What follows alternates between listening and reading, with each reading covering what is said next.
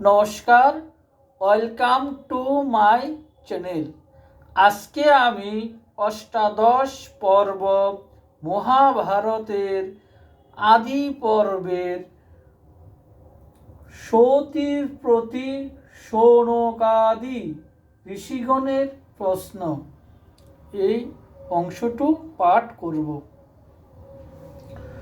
শৌনকাদি মুনিগণ নৈমিষ কাননে দ্বাদশ বৎসর যজ্ঞ করে এক মনে।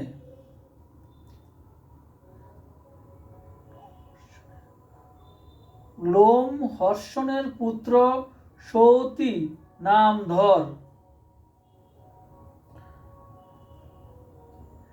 ব্যাস উপদেশে সর্ব শাস্ত্রেতে তৎপর। ব্রমিতে ব্রমিতে গেলা নৈমিষ কাননে।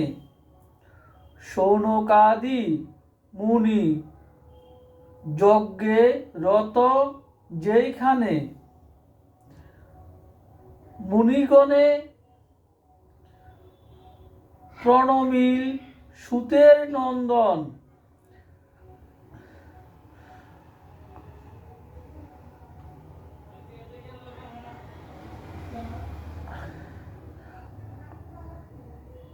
আশীর্বাদ করি তারা দিলেন আসন।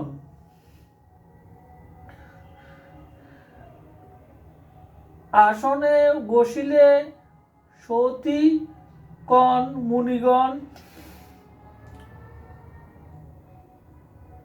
কোথা হতে হইল সতী তব আগমন।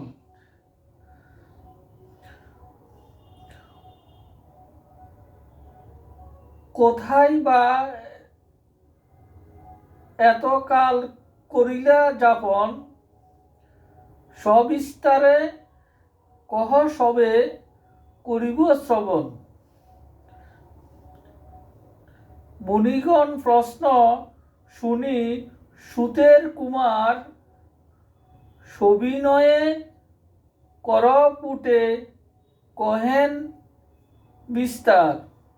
মহারাজ জন্মেজয় পরীক্ষিত পুত্র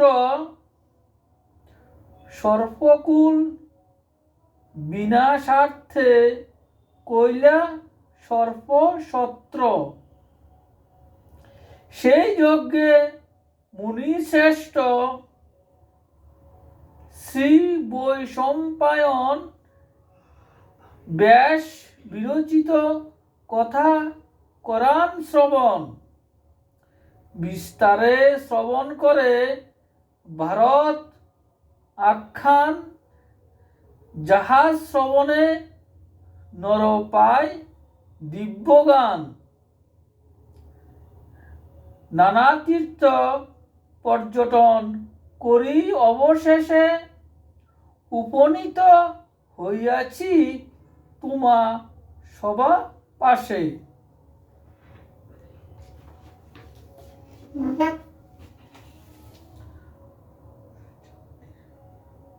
সূর্যাগ্নির সমতেজা তোমার সভা জনে ব্রহ্মরূপে অবতীর্ণ নৈমিষ কাননে। ধর্ম ইতিহাস কিংবা পুরাণ কাহিনী শ্রবণে মানস কিবা কহ মহামুনি।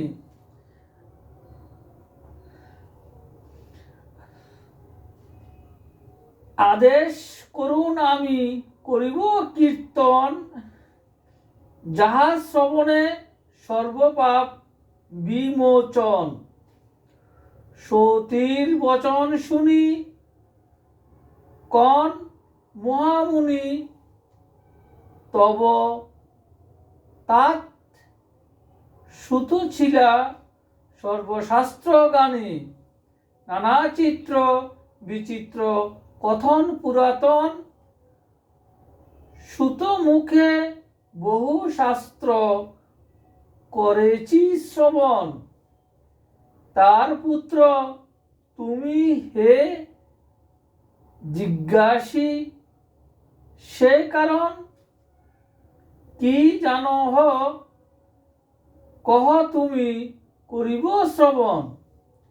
ভৃগু বংশ সমুৎপন্ন হইল কি রূপেতে, বিস্তার করিয়া কহ সবার অগ্রেতে। রাধে কৃষ্ণ, রাধে কৃষ্ণ। শ্রী শ্রী অষ্টাদশ পূর্ব মহাভারত কি জয়। শ্রী শ্রী রাধাকৃষ্ণ গোপাল শ্রীমদ ভগবদ গীতা কি জয়। আমার এই অষ্টাদশ পূর্ব মহাভারত গ্রন্থ পাঠ ভালো লাগলে আপনার লাইক, কমেন্ট, শেয়ার এবং সাবস্ক্রাইব করবেন এবং ফলো করবেন। ফলোর অপশনটা ক্লিক করবেন। রাধে কৃষ্ণ, রাধে কৃষ্ণ, রাধে কৃষ্ণ। আমার স্বাস্থ্যবিধি যে ত্রিফলা যে নিয়মকানুন আমার প্রোফাইলে আছে, আপনারা এগুলা ফলো করবেন। অবশ্যই আপনারা ত্রিফলা খাবেন, ত্রিফলার সেবা করবেন। সুস্থ শরীর হবে, খাওয়া দাওয়া ভালো হবে, মন ভালো থাকবে। শরীর সুস্থ থাকলে মন ভালো থাকবে, মন ভালো থাকলে ধর্মকর্ম সব কিছু অটোমেটিক ভাবে হবে। ঠিক আছে, আপনি ধর্ম করুন, কর্ম করুন, যেটাই করুন, আগে শরীরকে সুস্থ রাখতে হবে। হ্যাঁ, ধর্ম করতে হবে ঠিক আছে, কিন্তু আগে শরীরকে সুস্থ রাখতে হবে। আপনাদের সুস্থ রাখতে হলে প্রতিদিন সকালে যে কোনো একটা এক্সারসাইজ করবেন, প্রাণায়াম করবেন, মর্নিং করবেন, যে যেটা করবেন করে ত্রিফলা খাবেন। যদি এক্সারসাইজও আপনাদের পক্ষে সম্ভব না হয়, মর্নিংও সম্ভব না, কোনো অসুবিধা নেই। ঘুম থেকে উঠে মুখটা ধুয়ে ত্রিফলা খেয়ে বাড়ি ঘরের যে কাজকর্ম সেগুলো করে নেবেন, সেটাও একটা এক্সারসাইজ। আর যদি নিয়ম করে এক্সারসাইজ করেন 10 মিনিট 20 মিনিট, ওটা তো আরও উত্তম, ওটা আরও ভালো। রাধে কৃষ্ণ, রাধে কৃষ্ণ, রাধে কৃষ্ণ। সবাই আপনার ভালো থাকবেন। রাধে কৃষ্ণ, রাধে কৃষ্ণ।